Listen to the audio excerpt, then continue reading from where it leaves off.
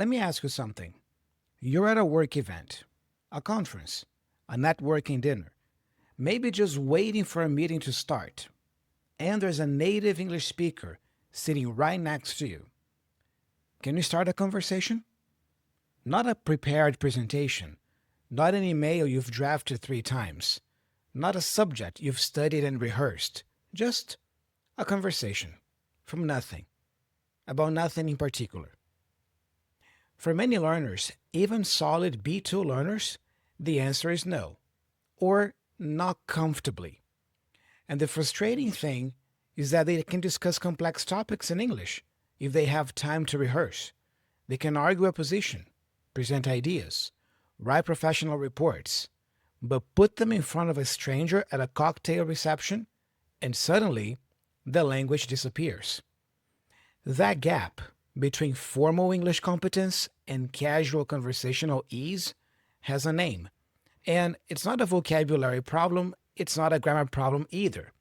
It's a register problem and a preparation problem too. And if I'm being honest, a courage problem as well. In this video, I'm going to tell you why small talk feels so hard, why it matters more than most learners think, and give you the exact frameworks and phrases I used to build my own small talk skills, starting from a drugstore counter in my hometown. Let's get into it. There are 3 reasons small talk in a foreign language feels so much harder than formal conversation, and they all hit at the same time. Reason 1, you weren't taught it. Think about what English classes actually teach. Grammar rules, academic vocabulary, formal writing, reading comprehension, maybe some business English for professional contexts, and that's pretty much it.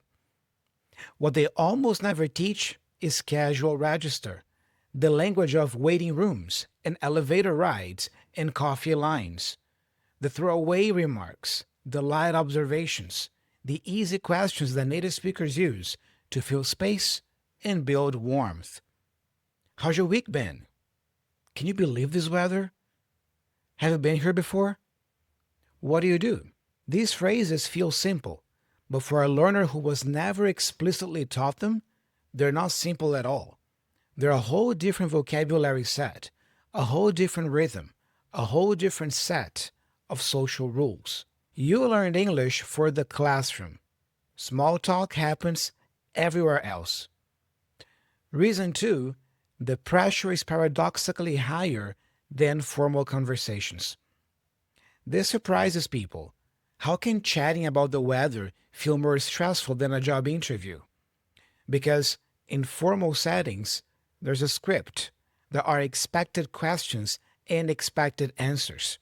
The conversation has a purpose, and that purpose gives it structure, and you can prepare beforehand. Small talk, on the other hand, has no script. It's spontaneous, it's unpredictable, and it moves fast. There's no time to mentally translate. There's no topic you can study in advance. The conversational ball can go anywhere, and you have to follow it in real time. And the social stakes feel enormous. In a formal context, being foreign is expected and even accommodated. In a casual conversation, fumbling can feel embarrassing in a way that a professional mistake somehow doesn't. Reason 3, you don't have the casual vocabulary. Small talk runs on a very specific kind of language.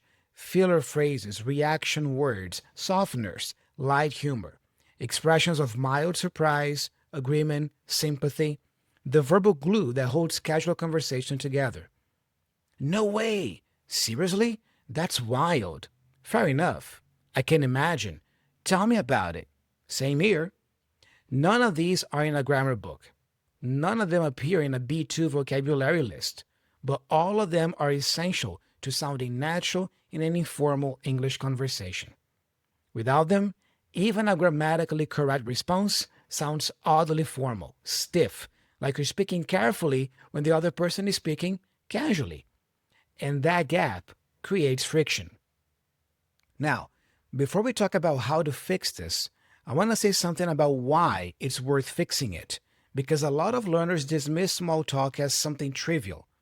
And That is a mistake. Small talk is a speaking skill, and like all speaking skills, it develops through practice, not study.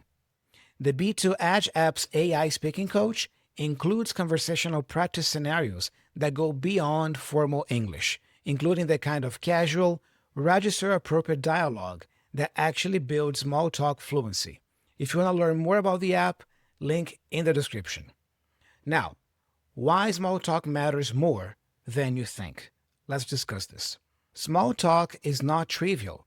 Small talk is the entry point to every relationship you will ever build in English. Think about how professional relationships actually develop. They don't start with a formal presentation or a serious discussion. They start with a 2-minute conversation before the meeting begins, a shared joke in the corridor, a brief exchange at the coffee machine. Small talk. And those small moments, those seemingly meaningless exchanges, are where trust gets built, where someone decides whether they like you or not, whether they want to work with you or not, whether they will remember you after the conference ends. In international professional environments, the ability to make easy, natural conversation in English is often what separates the person who gets invited back from the person who doesn't. Not because their formal skills are better, but because they're easier to be around. Also, small talk signals social intelligence. It signals confidence. It signals that you're someone who can be in a room with people, not just in a meeting with them. And for non-native speakers, the inability to make small talk creates an invisible ceiling. Your formal English might be excellent, but if you go silent the moment the conversation becomes casual, people notice. They form an impression, often unfairly, that you're less comfortable, less engaged, less present than you actually are. So, small talk is not really small. It is the social infrastructure of professional life in English. The first place I encountered small talk in English was actually at the drugstore I worked at. That was my very first job. Customers at a drugstore are, almost by definition, in a hurry. You have 30 seconds, maybe a minute. You find what they need, you process the transaction, and they're gone. There's no time for a lengthy conversation. No time to think about what to say next. And for me, in those early years, that brevity was actually a gift, because small talk is short by nature. It's not a sustained conversation. It's a series of small moments. And the drugstore gave me dozens of those small moments every single day. When a tourist came in, and in my hometown there were always tourists, I would help them find whatever it was they were looking for and they needed. And then I would try to extend the moment just a little bit, just enough to practice my English speaking skills. Something like, "Where are you from? Is this your first time in Brazil? How do you like it here?" Questions like that. I actually had them in the back of my head. Simple questions, but I had rehearsed them before. I had thought about how to ask them, how to follow up, how to keep the exchange alive for another 30 seconds before the customers walked out of the door. The second place I learned this was Starbucks and other coffee shops in my town, and also some parks. And anywhere else I could find a tourist or a foreigner who might be willing to talk. Here's something about me that might surprise you. I am by nature an introvert, so approaching strangers does not come naturally to me. It is not something I enjoy doing for its own sake. But at that time, I did it anyway, over and over again. Not because I was extroverted, but because I understood that small talk was a skill, and that skills don't develop by themselves. They develop through deliberate, repeated, sometimes uncomfortable practice. I would walk up to someone sitting alone with a coffee. I would say something like, "Excuse me, are you visiting here?" And then I would just see where the conversation went. Some conversations lasted 2 minutes. Some lasted half an hour. All of them taught me something about how casual English flows, about the rhythm of small talk, about what questions open people up and what questions close them down. That skill built gradually for me. And what I discovered was this: small talk is not spontaneous. It looks spontaneous, but it's not really spontaneous. What I mean by that is that underneath every easy, natural, seeming casual conversation is a set of patterns, topics that work, questions that open, phrases that keep things warm and moving. Once you know the patterns, you stop improvising from nothing and start navigating a familiar landscape. You kind of know what to expect. Just like you can prepare for a job interview, it's also possible to prepare for small talk in English. So let me give you the patterns: two frameworks and a set of phrases. Listen closely. Framework 1, TGIF: topics, gateway questions, interest signals, and follow up. Topics: small talk works best with low stakes universal topics. You know, the classic ones: weather, the immediate environment, the event you're both at, travel, the weekend, food. These aren't boring choices. They're safe entry points that almost anyone can engage with. Then we have gateway questions. These are the questions that open a conversation without demanding too much. For example, have you been to one of these before? Or how do you know the host? Or did you come far? Or is this your first time in the city? You see, one question, simple, genuinely curious tone. Then we have interest signals. These are the responses that show you are engaged and invite more. For example, oh, really? That's interesting. How so? I didn't know that. What was that like? You see, they're brief, but they keep the conversation alive. Finally, we have follow up. Once the other person has shared something with you, you follow up on their specific detail, not on a new topic. For example, if they say they just got back from Japan, you ask about Japan. You don't pivot the conversation to talking about your own holiday. Just follow the thread the other person gives you. Framework 2, the 3-beat pattern. Almost all successful small talk follows a 3-beat rhythm.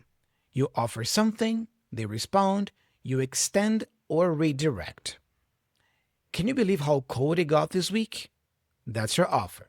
Then the person responds. And then you either extend that topic, for example, yeah, I was completely unprepared for it, or you redirect the conversation. For example, are you from here originally or did you just move? You see, each beat is short. The whole thing takes maybe 90 seconds, but those 90 seconds are a complete social exchange. Now, the phrases. Openers. How's your week been treating you? Have you been here before? What brings you to place or event? I don't think we've met. I'm Thiago. Reaction phrases. No kidding. Seriously? That's wild. Fair enough. Tell me about it. I can imagine. Same here. You're kidding me. That's not bad. Transition phrases. So, how do you know person or place? What do you do when you're not at events like this? Have you had a chance to try the food yet? Exit phrases. It was really nice meeting you. I'll let you get back to it. Enjoy the rest of the evening. I'm going to grab another drink, but great to chat. Memorize these phrases, not as lines to recite, but as tools to reach for. The same way you reach for how are you without thinking, you want to reach for fair enough or what brings you here without thinking. These phrases must be part of your arsenal. They must be second nature to you.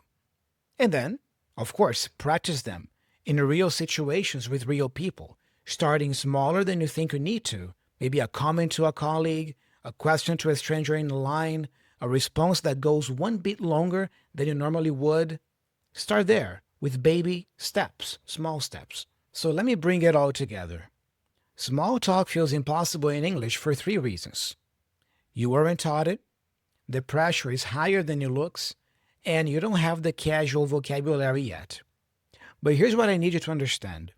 Small talk is a skill, not a talent, not a personality trait, not something some people have and others don't. A skill, which means it can be learned, practiced, and developed by you. Even if you are an introvert, I am proof of that. And it matters. The relationships you build in English, professionally, personally, internationally, they all start here, in these small moments. in the brief exchanges, in the 30-second conversation that somehow turns into a friendship or a collaboration or an opportunity. So use the frameworks, memorize these phrases I gave you today, and then go find the situations, the lines, the waiting rooms, the coffee shops, the events where small talk happens. And practice. By the way, if you want to practice conversational English in a low-stakes environment before you take it into the real world, the B2 Edge app is where I would send you. Real dialogue, real feedback, calibrated to your level. Link in the description. And here is our challenge for this week. One small talk attempt. Just one. Could be with a colleague before a meeting starts, could be with someone in a line, could be with a tourist if you're lucky enough to find one where you live. Use one of the openers from the list I gave you today and follow the 3-beat pattern and see where it goes. That's it. Just one conversation. That's how it starts. I'm Thiago. Thanks for hanging out with me today. If you want to learn more, you might want to check out this video next. I'll see you in the next video.